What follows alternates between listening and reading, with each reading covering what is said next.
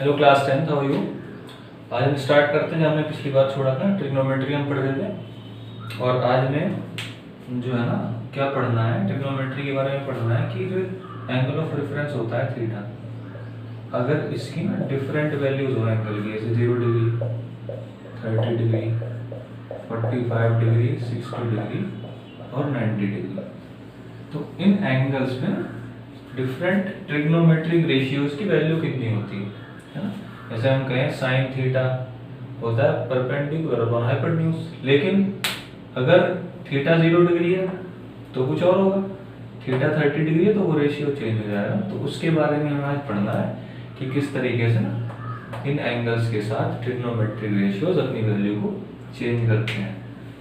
तो ये लिख लिया थीटा 0 डिग्री का, फिर 30 में, 45, देन 60 में और लास्ट में 90। तो 6 अपने पास ट्रिग्नोमेट्रिक रेशियोज हैं, sine theta, cos theta, tan theta, cosec theta, sec theta and cot theta. ठीक है, इसको याद करने की कोई भी जरूरत नहीं है, बहुत ही आसान सी एक मैं आपको तरकीब बता रहा हूँ, बहुत आसान है। ठीक है, अंडर रूट लगा दो सब में। ठीक है, साइन के लिए बता रहे पहले, सब में अंडर रूट लगा दो। ठीक है, और 0/4 से स्टार्टिंग कर दो। 0/4, 1/4, 2/4, 3/4 एंड 4/4।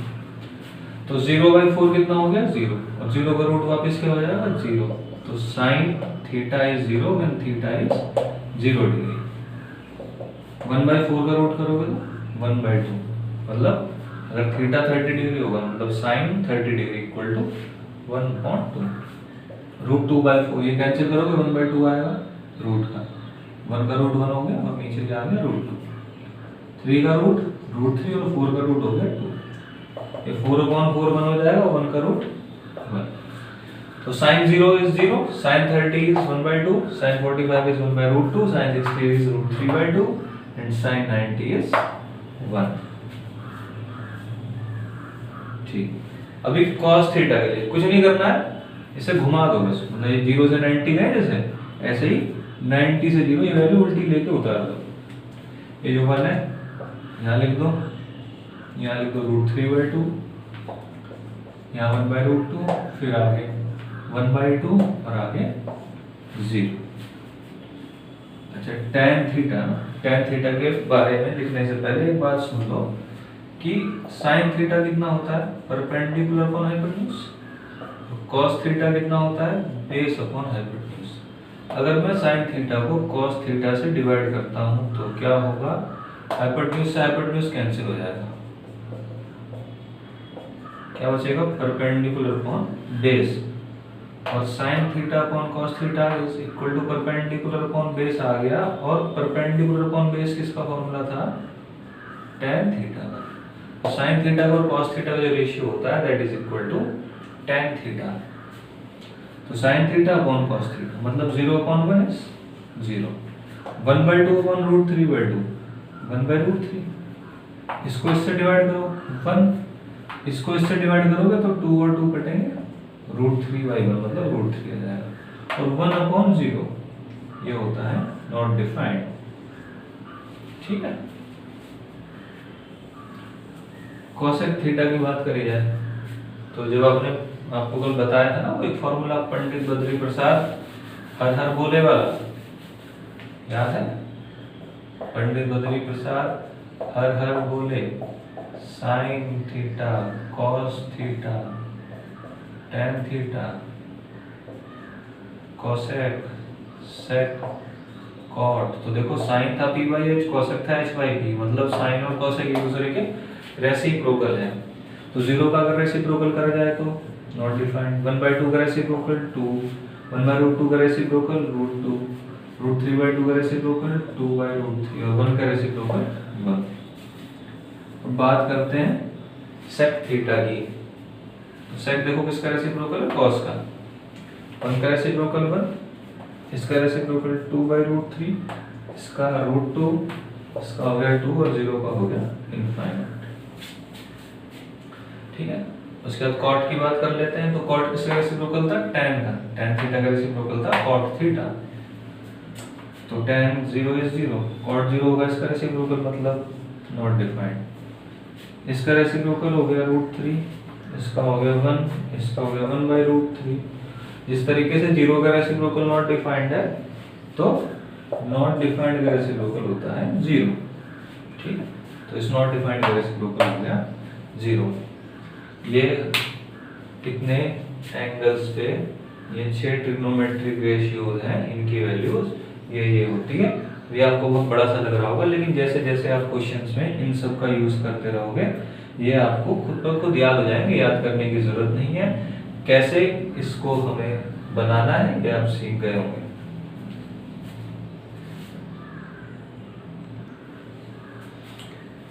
एक्सरसाइज की तरफ बढ़ते हैं। पहला क्वेश्चन, sin 60 cos 30, इसको सॉल्व करते हुए वो टेबल आप जो टेबल अभी हमने बनाई थी अपने पास रखिएगा। ठीक है, sin 60 की वैल्यू उस टेबल से टैली करेंगे, √3/2, cos 30 की वैल्यू √3/2, sin 30 की वैल्यू 1/2, cos 60 की वैल्यू 1/2, √3 × 3, 2 × 2 4, 1/4। ये आंसर आ गया। ठीक है, थर्ड देख लो इसका, cos 45 degree upon sec 30 degree plus cos 30 degree. तो cos 45 की वैल्यू आप टैली करोगे 1/√2 आएगी, sec 30 की वैल्यू आप टैली करोगे 2/√3 आएगी, और cos 30 की वैल्यू टैली करोगे तो आएगी 2।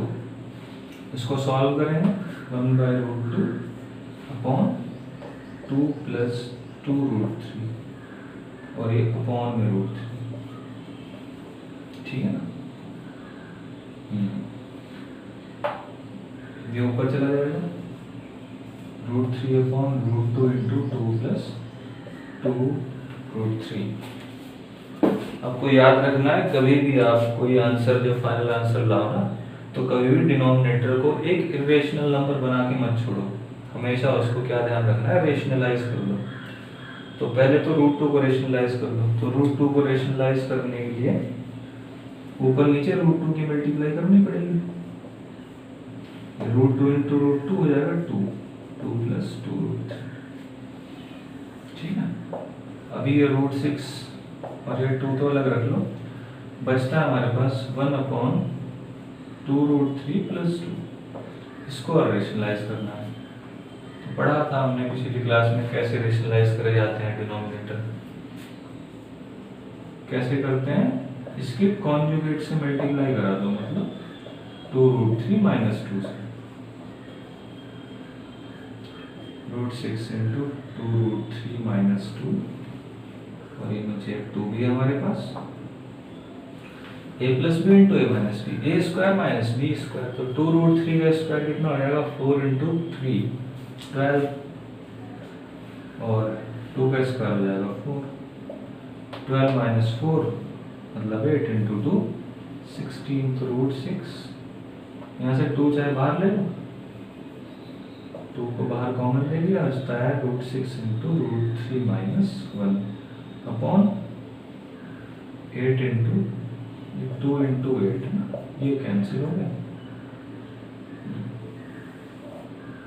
ठीक है, √6 × √3 - 1 अपॉन 8, ये हमारा फाइनल आंसर हो गया।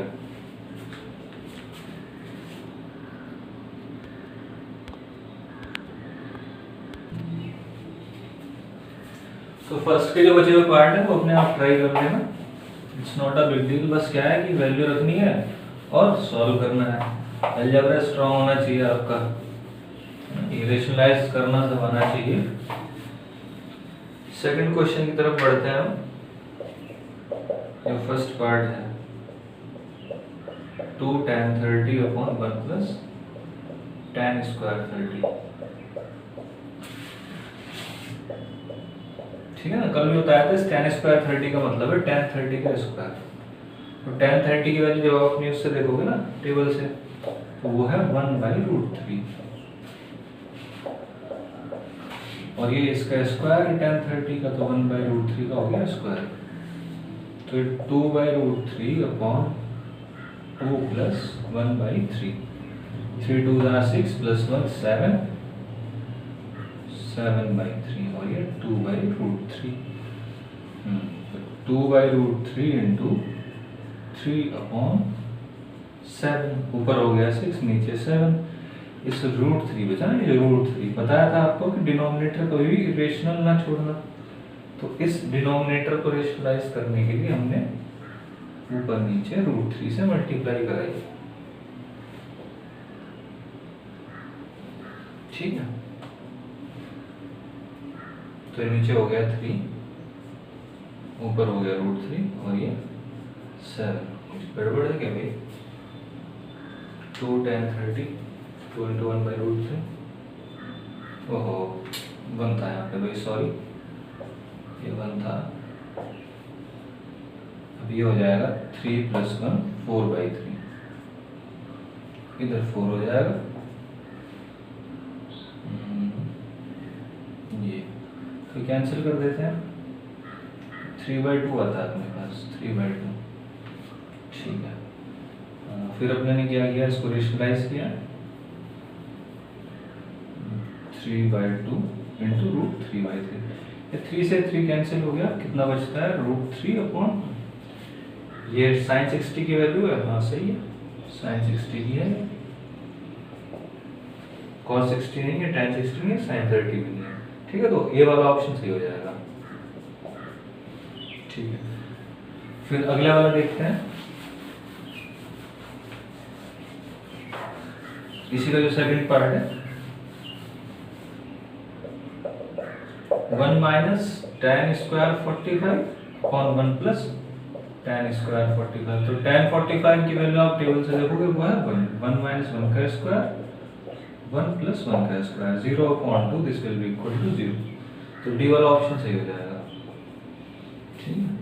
तीसरे पार्ट में कहा गया कि sin 2a equal to 2 sin a is true when a is 0। 0 पे चेक करो इसे, sin 2 into 0 0, 2 into sin 0, sin 0 की वैल्यू टेबल से देखोगे 0 आएगी, फिर 2 into 0 0 equal to 0, LHS RHS बराबर आ रहे हैं, तो ये वाला ही ऑप्शन सही हो जाएगा, ठीक है ना। फोर्थ कर लेना भाई, बाकी फोर्थ वाला भी हो जाएगा आपसे। थर्ड क्वेश्चन की तरफ हम बढ़ते हैं। If tan of a plus b equal to √3 and tan of a minus b equal to 1/√3, find a and b, a और b फाइंड करना है। अच्छा, a plus b, tan of a plus b equal to √3, इस question में देखो और भी लिखा है, वो कंफ्यूजन ना होना इससे। क्या लिखा हुआ है कि जो a plus b है वो 0 से 90 के बीच में है ना, क्योंकि इस एंगल्स की बहुत रेंज होती है। तो फिलहाल जो आपको पढ़ना है वो टेबल भी आपने देखी, 0 डिग्री से लेकर 90 डिग्री तक के लिए एंगल्स का रेशियो, इन एंगल्स के लिए ही आपने ट्रिग्नोमेट्रिक रेशियोज पढ़े हैं। तो इसीलिए इसमें बताया गया कि a plus b 0 से 90 के बीच में, ठीक है। हाँ, तो अभी टेबल में देखा ना आपने कि √3 कहाँ पे आ रहा था, tan वाली टेबल में 60 डिग्री पे आ रहा था। तो अगर यहाँ पे 60 होगा तभी तो √3 बना होगा ना। तो इसका मतलब क्या हो गया कि a plus b जो है वो 60 डिग्री है ना, और ये tan ऑफ 30 डिग्री होता है 1/√3, टेबल में आप देखेंगे। तो ये एंगल ये है ना लिखा है, कितना होना चाहिए, ये 30 डिग्री होना चाहिए। तो a और b की वैल्यू निकालनी है, तो कुछ नहीं करना है, a plus b equal to 60, a minus b equal to 30, जोड़ दो इन्हें, b से b कट गया, a plus a हो गया 2a, 60 और 30 हो गया 90, a कितना आ गया 45 डिग्री आ गया, ठीक है ना। a कितना आ गया 45 डिग्री। अब अगर आपको b की वैल्यू निकालनी है, फिर से लिख लो, a plus b equal to 60, a minus b equal to, ये इसी में पुट कर दोगे, घटा लोगे तब भी आ जाएगी, लेकिन उससे आसान है कि a को यहाँ पे पुट कर दो। तो 45 plus b equal to 60 degree, तो b कितना आ गया 15 डिग्री। इसमें रखोगे तब भी उतना ही आएगा, जैसे आप 45 रखोगे तो 45 minus B equal to 30 minus B equal to minus 15, B कितना आ गया 15 डिग्री। ठीक है, क्योंकि दोनों इक्वेशन है ना, दोनों को लेके हमने सॉल्व करा है, तो जो ए आएगा ना इसके हिसाब, बी आएगा इसके हिसाब से, वही बी आएगा इसके हिसाब से। चलो आगे बढ़ते हैं। ट्रू फॉल्स है आगे। तो जो पहला ट्रू फॉल्स है उसमें क्या लिखा है कि sine of A plus B, sine A plus sine B होता है। वो कह रहा है कि sine of A plus B equal to sine A plus sine B. क्या सही है देखना है। दो एंगल ले लो, वेरीफाई कर लेते हैं।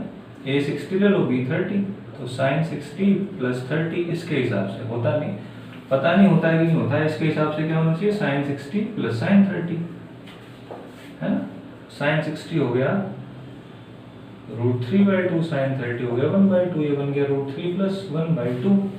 और ये जो लिखा था ना, ये क्या था, ये था साइन 90, और साइन 90 कितना होता है 1, और 1 आ रहा है इसके ऊपर, जो कि गलत है, तो ये हो जाएगा फॉल्स। पहले वाला जो पार्ट है वो फॉल्स हो गया। सेकंड में, the value of sine theta increases if theta increases, sine theta increase होगा, अगर थीटा इंक्रीज हो रहा है तो साइन 0 कितना था भाई 0, फिर साइन 30 कितना हुआ 1/2, 0 से बड़ा है 1/2, फिर साइन 45 1/√2, ठीक है बड़ा है उससे, फिर √3/2 हुआ, फिर 1 हुआ, हाँ तो बढ़ रहा है, ये ट्रू है ना। क्योंकि देखो साइन 0 0, साइन 30 1/2, साइन 45 1/√2, साइन 60 √3/2 और 1। कंफ्यूज हो रहे होगे इसमें, ये कैसे सर आप पता लगा लिया आपने कि बढ़ रहा है। तो ये 0 था ना, कहाँ से आया था, ये 0/4 से आया था, ये आया था 1/4 से, ये आया था √2/4 से, ये आया था √3/4 से, और ये आया था √4/4 से। डिनोमिनेटर को सब में सेम है, न्यूमरेटर इंक्रीज कर रहा है, इसका मतलब फ्रैक्शन भी बड़ी होती जा रही है। फिर अगले में कहा गया कि cos थीटा इंक्रीज करता है, थीटा नहीं बिल्कुल नहीं। क्यों इंक्रीज करेगा, cos थीटा लिखा है कि इंक्रीज करता है, अगर थीटा इंक्रीजिंग है तो भाई cos थीटा, cos 0 कितना था 1, फिर cos 30 था √3/2, फिर था 1/√2, फिर 1/2, cos 90 था 0। देखो 1 से कहाँ चला गया, 0 पे चला गया, घटता जा रहा है, तो ये फॉल्स हो जाएगा थर्ड वाला। Fourth, sin theta equal to cos theta for all values of theta. कहाँ, क्या sin थीटा और cos थीटा बराबर होते हैं क्या भाई। sin 30 कितना था 1/2, cos 30 कितना है √3/2, बोथ आर अनइक्वल, ये भी गलत। Fifth, cot a is not defined for a equal to 0, cot 0 कैसा था, नॉट डिफाइंड था कि नहीं था, yes it was not defined for a equal to 0 है ना, तो cot 0 इज नॉट डिफाइंड। ये एक्सरसाइज आपकी पूरी हो गई। अगली एक्सरसाइज में हम कॉम्प्लीमेंट्री एंगल्स की स्टडी करेंगे। कॉम्प्लीमेंट्री एंगल्स में कैसे ये रेशियो इंटरचेंज हो जाते हैं, तब तक के लिए आप इसको ध्यान से पढ़िए। 8.1 और 8.2 बहुत अच्छे से सॉल्व करिए with examples. If any problem persists, and therefore you keep working hard, stay home, stay safe. Bye bye.